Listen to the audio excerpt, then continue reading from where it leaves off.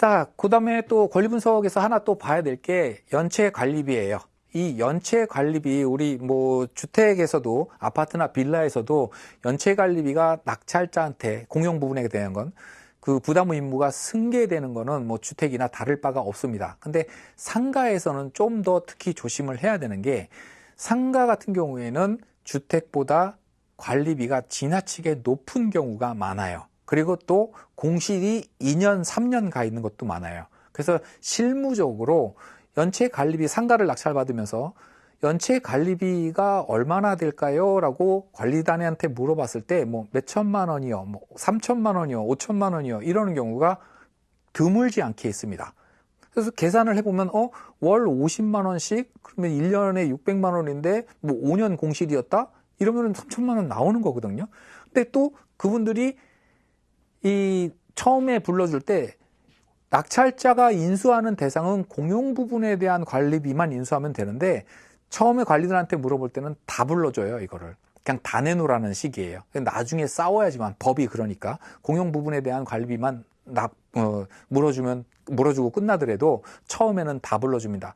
근데 관리비 얘기를 제가 왜 또 더 중점적으로 얘기를 하냐면, 연체 관리비를 판단하기 위해서 관리사무소를 들렀을 때 연체 금액만 알아보고 갖고 오지 마시고요. 상가는 이게 몇 개월치 밀린 겁니까? 라는 물어보세요.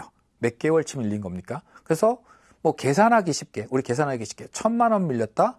근데 뭐 10개월치다 라고 하면 월 100만 원씩 부과가 되는구나, 평균적으로. 물론 계절적으로 냉난방 때문에 조금의 차이는 있을 수 있습니다만, 평균적으로 월 100만 원의 관리비가 부과되는구나 라는 걸 우리가 역으로 산출해서 알 수 있죠. 이때 관리비가 지나치게 비싸면 내가 물어주는 거야, 뭐 어차피 낙찰 받으면서 그만큼 입찰가를 낮게 쓰면 되는 거예요. 이거는 연체 관리비는 나한테만 인수되는 게 아니라 낙찰받은 누구든지 낙찰자한테 인수가 되는 거기 때문에, 다른 사람들도 예를 들어서 뭐 연체 관리비가 극단적으로 5천만 원이 밀려 있다, 그거 내가 물어줘야 된다라고 한다면 자기가 낙찰받을 금액에서 그 금액을 빼고 들어오는 거는 마찬가지거든요. 그러니까 똑같은 조건에서 경쟁을 하는 겁니다.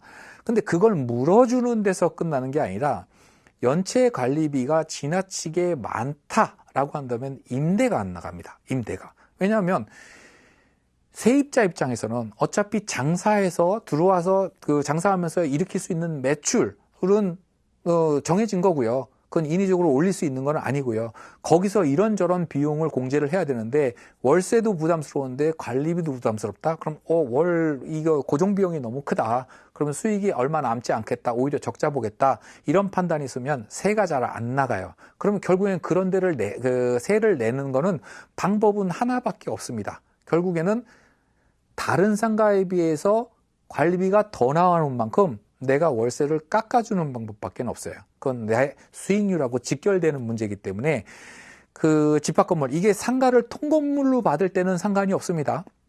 뭐 빌딩 하나, 뭐 꼬마 빌딩이라고 얘기하죠, 우리. 그런 꼬마 빌딩에서 주인이 한 사람인겨, 이거는 집합건물이 아니기 때문에 연체 관리비 낙찰자한테 승계되지 않습니다. 물론 가스요금, 전기요금, 뭐 그 수도요금, 이런 게 공과금이 체납돼 있을 수는 있지만 그거는 낙찰자한테 부담이 승계되지 않아요. 그거는 수도국, 가스국 이런 데 전화해가지고 이거 경매수로 소유권 바뀌었으니까 나한테 더 이상 청구하지 마세요 하면은 나한테 청구 안 합니다. 아주 이거는 그 관행적으로 그렇게 되는 거기 때문에 싸울 필요도 없어요. 안 됩니다. 집합 건물에서 한 개 호실을 뭐 두 개 호실, 이런 개별 호실을 낙찰받을 때 문제가 되는 게 이 관리비입니다. 근데 문제되는 거는 연체된 금액뿐만이 아니라 매월 부과되는 그 관리비가 얼마인지, 그게 임대성에 얼마만큼 영향을 미칠지, 이것도 같이 한번 판단을 해 봐야 됩니다. 뭐 권리분석 등기상에 어떤 것들이 인수되고 소멸되고 뭐 법정지상권의 문제, 유치권의 문제 뭐 이런 것들도 있을 수 있습니다만, 그런 것들은 경매 전반에 대해서 다 알아봐야 될 공통적인 내용이고요. 지금 이 시간에는 상가에 있어서 특별히 좀 찾아봐야 될 거, 주의해야 될 거, 그런 거 위주로 좀 알아보고 있습니다. 그다음에 역시 상가는 수익률이죠. 월세 놓으려고 낙찰받는 경우가 대부분이다 보니까 수익률 분석을 해야 돼요. 첫 번째, 수익률 분석을 하는데 주변 임대 시세를 파악해야 됩니다. 우리가 아파트를 낙찰받는다, 빌라를 낙찰받는다, 주거용 부동산을 낙찰 받을 경우에는요, 시세가 뻔합니다. 사실은 현장에 나가봐서 그 분위기를 익히기 위해서 나가보지만 요즘은 뭐 이렇게 부동산 정보 사이트들이 많잖아요. 포털에서도 부동산 그 챕터를 따로 운영을 하고 있는 것처럼 매물 거래도 다 나옵니다. 그래서 실제로 매물로 나와 있는 것들이 얼마에 나와 있는지 이런 것들이 다 나와 있거든요. 다시 말해서 현장에 나가 보지 않더라도 시세 파악이 가능한 게 주거용 부동산이에요. 근데 상가 같은 경우에는 현장에 나가도 시세 파악이 잘 안 되는 경우가 있습니다. 상가는 주택만큼 그렇게 거래가 활발하게 이루어지는 게 아니거든요. 그래서 어떤 건물에 1층 상가가 나왔습니다. 코너 자리가. 그래서 그 자리를 가서 주변에 공인중개사 사무소에 들려서 저거 시세 얼마나 될까요? 그럼 몰라요 소리가 대부분이에요. 심지어는 상가 같은 경우에는 굉장히 그 입지가 민감하거든요. 우리 주택 같은 경우에 아파트다라고 한다면 그 단지 내에서 33평짜리 아파트 또 물론 24평짜리 아파트 거의 시세가 비슷합니다. 층수의 방향에 따라서 조금씩 차이가 나긴 합니다만 근데 상가는 얘기가 완전히 달라요. 자, 사거리 이렇습니다. 여기에 큰 건물이 하나 있어요. 여기에 1층에 쭉 돌아가면서 이제 상가들이 있겠죠. 1층에 쭉 돌아가면서. 근데 요 코너 자리하고 여기 자리하고 심지어는 코너 자리가 아니더라도 이 자리하고 이 자리하고 가격이 굉장히 많이 틀려집니다. 크게 달라져요. 같은 건물에 같은 층인데도 같은 평수인데도 가격이 굉장히 많이 틀려져요. 동선이 이쪽은 많은데 이쪽은 썰렁한 이런 거리들이 꽤 많이 있거든요. 이런 데라고 한다면 상가가 많이 틀려져요. 그러면 만약에 이 상가가 지금 경매에 나왔다. 이 상가가 경매에 나왔다. 그러면 이게 최근에 거래되지 않은 한 요 상가의 가치를 정확하게 얘기할 수 있는 사람은 아무도 없을 거예요. 그죠?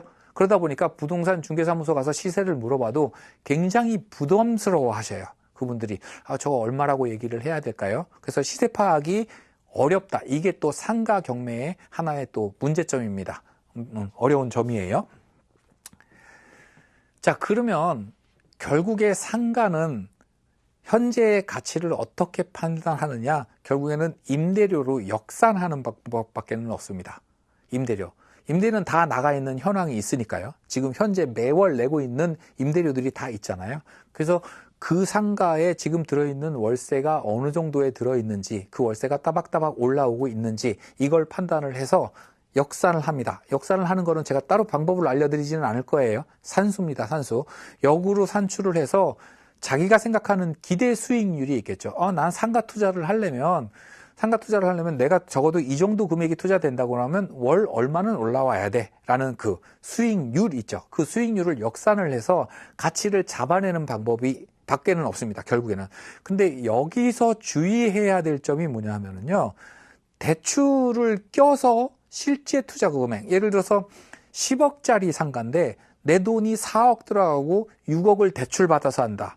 그러면 월세 받는 거에서 6억에 대한 이자 내줘야 되고요. 나머지가 내 순수익이고 그럼 이 순수익 기준으로 4억 투자 대비 순수익 이걸 가지고 수익률을 계산을 하면 그 결과치가 객관적이지 않을 수가 있습니다. 왜냐하면 대출은 많이 받을 수도 있고 적게 받을 수도 있고 금리라는 거는 그때그때 달라질 수 있고 또 같은 시기라고 하더라도 저 사람이 대출 받았을 때와 내가 대출 받았을 때 금리가 달라질 수 있습니다. 그래서 대출을 끼고 그 대출 지렛대라고 그러죠. 대출금을 끼고 거기 이자 내는 것까지 고려해서 수익률을 판단하게 되면 그 결과치가 약간은 왜곡될 수 있으니까 설령 내가 대출을 받아서 상가를 구입한다고 하더라도 객관적인 가치 판단을 위해서는 수익률 분석을 할 때는 100% 현금 투자했을 때를 기준으로 수익률이 얼마나 나오느냐 그 수익률이 내 기대치에 부합하는가 이렇게 판단을 하셔야 됩니다. 보통 여러분들이 요즘 상가 투자하면 100% 자기 자본으로 투자를 했다. 대출을 안 받고. 그랬을 때 기대 수익률은 어느 정도나 되느냐. 이런 질문들도 많이 하시는데요. 그거는 지역에 따라 다릅니다. 다시 말해 좀 더 정확히 얘기하면 지역보다는 임대성에 따라 틀려요. 임대가 잘 나가 절대 공실이 안 날 자리다라고 한다면 수익률을 조금 많이 양보하셔야 되고요. 수익률을 많이 기대하려면 공실 위험이 어느 정도 있는 거를 감수해야 됩니다. 이게 임대성도 엄청나게 좋고 수익률도 엄청나게 좋은 이런 가게는 사실상 없다고 보시면 돼요. 아주 극단적인 지역입니다만 서울 강남 같은 경우에는 상가 투자해가지고 100% 현금 투자했을 때 상가 투자해가지고 연수익률이 1% 정도 조금 넘는 정도 요 정도밖에는 안 나옵니다. 그러니까 상가 투자라고 하더라도 그냥 가지고 있는 동안만은 최소한의 비용만 빼고 앞으로의 지가 상승을 노리고 또 투자하는 그런 투자 방법이 있고요. 나는 여기는 더 이상 가격은 안 오른다. 근데 계속 올라오는 임대 그 수익률 보고 투자를 하겠다. 어느 쪽 방향으로 갈지 좀 그것도 미리 좀 설정을 하실 필요가 있습니다. 그래서 주변 임대 시세를 좀 파악을 해보고요. 지금 경매에 나와 있으면 임대차 현황이 나오니까 그 임대차 현황에 나와 있는 현재 세입자가 보증금 얼마에 월세 얼마를 내고 있다라는 내용이 주변 시세에 의해서 좀 부합하는지 그걸 좀 보셔야 돼요. 그래서 똑같은 자리 같은데 내가 보기엔 아니면 오히려 더 좋은 자리 같은데 지금 경매로 진행되고 있는 이 상가보다 월세가 더 낮다라고 한다면 여기가 지나치게 낮은 건지 제대로 된 시세인지 이런 거를 좀 많이 알아보셔서 시세와 맞지 않는 월세라고 한다면 시세대로 놓고 수익률 분석을 좀 해야 됩니다. 그 다음에 임차 점포와 매각 대상 점포가 서로 다른 경우가 굉장히 많아요. 다르다기보다는 일부인 경우가 많습니다. 어떤 경우냐 하면 어떤 상가에 코너 자리입니다. 101호가 있고 102호가 있어요. 근데 어떤 치킨집 하는 임차인이 요 1호, 2호, 요게 하나 갖고는 면적이 적으니까 전용 면적 한 15평 정도 나온다고 가정을 하면요. 한 15평 갖고 치킨집 좀 작은데 테이블 몇 개 못 놓겠는데 해가지고 2개를 임차를 했습니다. 근데 요게 주인이 같으면 모르겠는데 요게 주인이 서로 달라요. 그래서 요 주인이 101호 주인이 빚을 못 갚아가지고 101호가 경매가 나옵니다. 101호가. 근데 똑같이 200만 원이라고 볼게요. 여기 200만 원 월세, 여기 200만 원 이렇게 되어 있습니다. 그러면 요 한 호실만 경매가 된다라고 한다면 사실은 임차인 입장에서 법원에 신고를 할 때 월세 200만 원으로 신고를 하는 게 맞죠. 근데 임차인 자기는 매월 400만 원씩 내고 있거든요. 그러니까 법원에다가 400만 원이라고 신고를 하는 경우가 굉장히 많습니다. 이건 내가 장사하고 있는 그 전체 면적의 2분의 1만 매각되는 거지 그렇다고 한다면 나도 월세를 2분의 1만 신고해야지 이렇게 신고하는 임차인이 의외로 적어요. 거의 없습니다. 그냥 자기가 내고 있는 그대로를 다 신고를 해요. 그랬을 때 15평짜리인데 400만 원이 월세가 올라온다고 꽤 괜찮네. 그래서 그 400만 원을 기준으로 수익률을 판단하고 거기에 맞게끔 입찰가를 산정한다면 굉장히 수익률을 떨어지고 결국에는 기대 수익률을 얻지 못하는 손해를 보실 수도 있기 때문에 정확하게 요 월세가 법원에 신고된 월세가 지금 경매로 매각되는 딱 그 부분에 대한 월세인지 요것도 한번 확인해 볼 필요가 있습니다. 그 다음에 또 한 가지는요. 주택과 다르게 상가는 들어오는 세입자들이 장사를 하기 위해서 들어오는 거거든요. 그죠? 결국엔 사업자 등록을 내는 거고요. 이익이 발생하면 소득세도 내고 부가세도 내야 됩니다. 근데 월세 낸 거로 경비 처리를 받으려면은 세금계산서를 받아야죠. 그럼 세금계산서를 받으면은 뭐가 붙습니까? 부가가치세가 붙습니다. 근데 월세가 100만 원이다? 부가가치세가 10만 원이 붙어가지고 결국에는 임차인은 매월 110만 원씩 내고 있거든요. 근데 이 110만 원 내는 거 월세 100만 원이다 라고 신고를 하지 않고 부가세를 포함해서 법원에 신고하는 경우가 굉장히 많습니다. 이렇게 신고하면 법원에서는 그 진위는 파악하지 않습니다. 이게 진짜 맞아? 이 월세가 맞아? 이거는 파악하진 않아요. 누군가가 소송을 제기해서 이거는 허위로 신고가 된 거기 때문에 정확한 월세를 기재해달라. 100만 원이 아니라 사실은 50만 원이다. 소송을 제기하면 그때 법원이 들어가서 100만 원이 맞는지 50만 원이 맞는지 판단을 하는 거지 임차인이 신고했던 것 자체를 의심하면서 이게 맞아? 라고 검증하지는 않습니다. 그러니까 임차인이 신고한 그 월세가 그대로 우리 매각물권명세서에 기재가 되는데 여기에 부가세가 포함된 경우가 더 많다라는 겁니다. 특히 부가세가 포함됐겠다 안 됐겠다 요거 어떤 정확도를 높이는 방법은 하나는 1.1로 나눠 보세요. 요거는 1.1로 우리 100만 원이면은 110만 원 내죠. 150만 원이면 15만 원 더 내야 되니까 165만 원을 내야 돼요. 결국에는 내는 월세의 10%를 더 내는 거기 때문에 1.1로 나누어 떨어집니다. 11이나 1.1로 나누어 떨어집니다. 이게 11이나 1.1로 나누었을 때 막 소수점까지 몇몇 나간다 이러면 부가세가 포함 안 된 금액일 가능성이 커요. 물론 이것도 가능성이 큰 겁니다. 100%는 아니에요.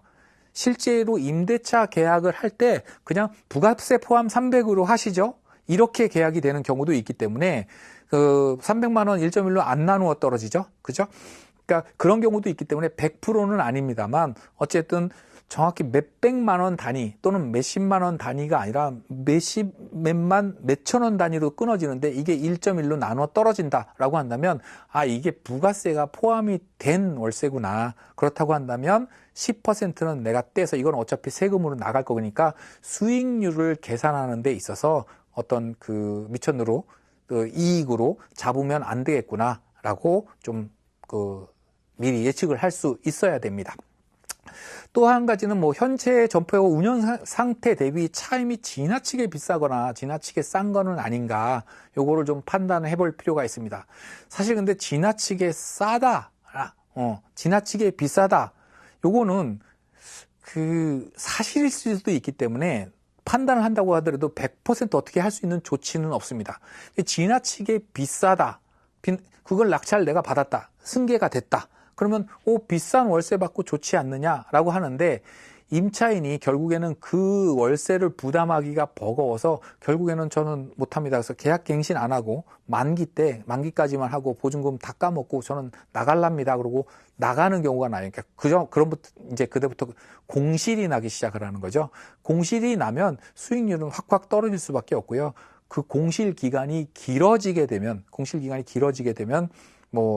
수익률이 문제가 아니라 일단 이자 대출 받아서 내가 취득을 했다라고 한다면 이자 나가는 문제에서부터 내 경제에도 크게 문제가 될 수 있기 때문에 일단 임대차가 있다라고 한다면 주변 시세에 비해서 적정한 임대, 업종 대비 또 면적 대비 상권 대비 적정한 임대료가 올라오고 있는지 이걸 좀 보셔야 됩니다. 그리고 아까 말씀드린 것처럼 임대료가 조금 지나치게 낮다라고 했을 때 이건 내가 낙찰받아서 좀 올려야겠다. 이건 위험한 생각이다 라고 말씀을 드렸습니다.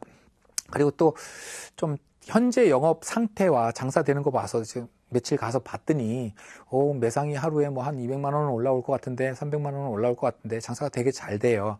근데 그런 상태에 비해서 월세가 지나치게 높은데 지나치게 낮은데 이럴 수 있잖아요. 그러면 한 번쯤은 의심을 해봐야 되는 게 임대료 자체를 허위로 신고하는 경우도 굉장히 많아요. 임대료 자체를 허위로 신고하는 경우 어떤 경우냐면 세입자한테 이제 부탁을 하는 거죠. 현재의 소유자가 이거를 높게 낙찰이 돼야 자기가 받는 돈이 더 많아지니까 높게 낙찰시키기 위해서 임차인한테 좀 부탁을 하는 거예요.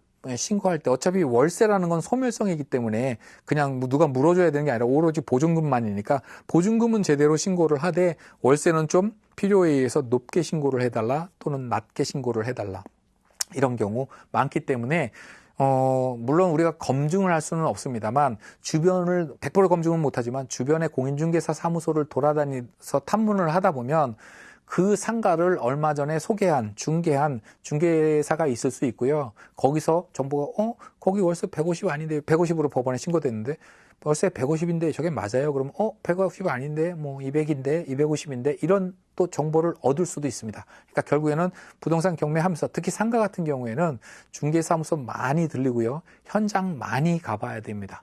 이게 장사라는 게 매일 똑같이 되어지는 게 아니기 때문에 주말에 잘 되는데 주중에 잘 되는데 이것도 다르고요. 오전에 잘 되는 데 있는가 하면 또 오후에 잘 되는 데가 있고 다 상가마다 틀리기 때문에 좀 많은 시간을 투자를 해서 현장에 임해야 되는 게 이 상가다 이렇게 보시면 됩니다.